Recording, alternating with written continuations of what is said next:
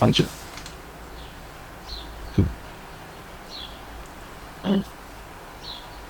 So to it. Hey YouTube, I'm Lydia. I'm a roving multimedia artist. I started out as a painter.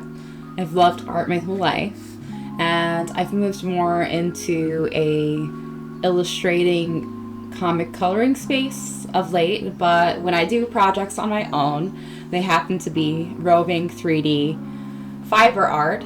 As a felting artist, I work with wool to create sculptures. Needle felting is a old traditional art form. It's ancient, and it just involves taking any fiber and taking a serrated needle, something that has like ridges, and creating split ends and matting the fibers together. This can be accomplished with wool, polyfiber, or any type of hair. So there's something really wholesome about crafting and doll making. I really like seeing people's responses to their favorite characters. For me, it elicits bigger responses than some of my own 2D art because you're taking something tangible out of 2D space and bringing it into our three-dimensional world, and people can have their beloved pets with them. That is inherently valuable. That's something that AI can't replace. I'm sticking to that. Roving is so time consuming. It's such a personal art form you pour yourself into. You just can't replace the human touch behind the fiber art. No matter how much you try, if you were to attempt to do the same project again, it would just have its own unique properties. The nature of the craft, you can't get the same object twice. It's just not possible. Out of all the critters, my favorite thing to sculpt has been Pokemon.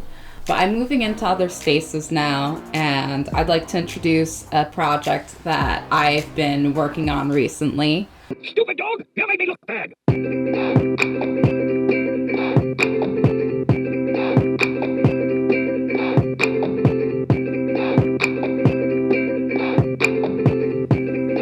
We met Jeff Brennan at Cosmicon in February. He encouraged me to make courage. Now, this is a full circle moment for two reasons.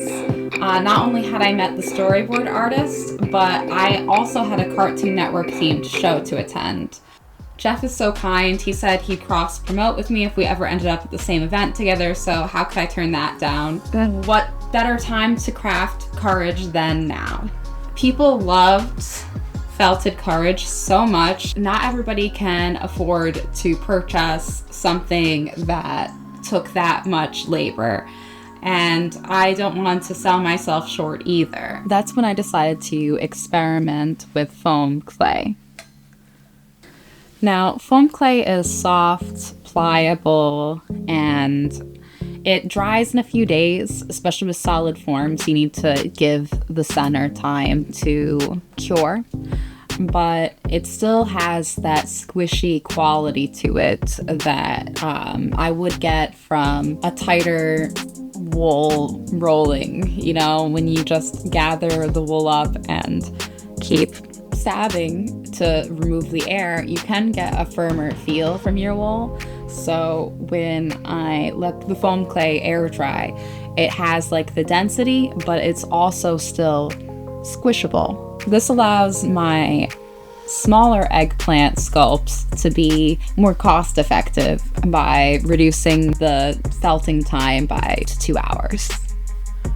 Now, I started with the foam clay as the base. I decided after, some trial and error that I would paint or marker up the white surface of the foam clay to layer the pigment through the fiber so that it's a struggle when I'm coloring sculpts that I cover it with the dyed fiber and then you just see little patches of white. So that also speeds up time when I'm coloring the foam bases.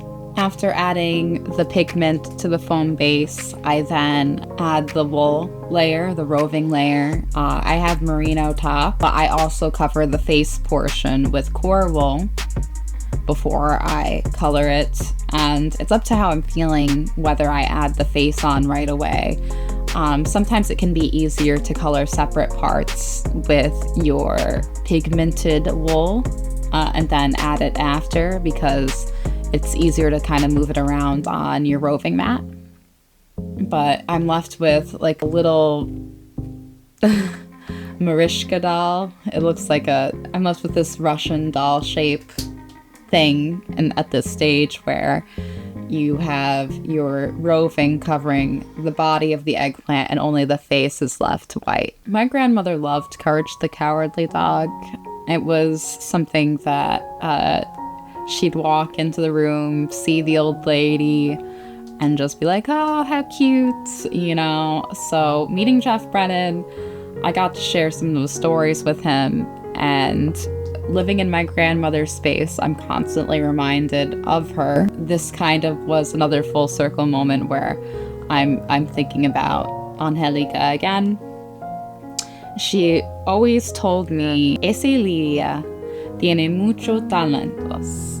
Her belief in me is a constant voice in my head.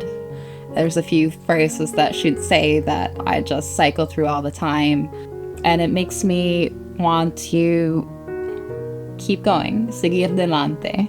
Courage, he always had to face his fears. No matter what, he kept going despite them, and it reminds me of how I pushed through the challenges in my own life. Ella va a ser alguien, she would say. She's going to be somebody, and, I am somebody. I'm, somebody who makes felt dolls, and just like Courage, he's not about being fearless, he's about pushing through despite treacherous conditions. And I just feel that her belief and my passion that often wavers are something that are always there in the corner there, and I have to reach for it, and it's a struggle every day to lift up and reach for it, but I can persevere despite my doubt for my situation, for my feelings about projects and life and in general. It's enough to keep me going even through tough times.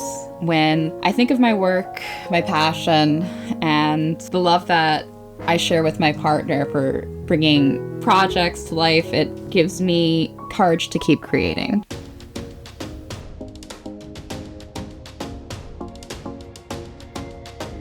This little Courage eggplant and his companion beans are a labor of love.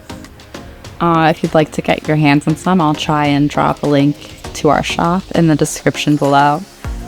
And if you want to follow on the next project, feel free to like and subscribe. I'll be experimenting and crafting and talking some more about projects I got going on. Thanks for watching, and I'll see you in the next Lydia's portfolio video.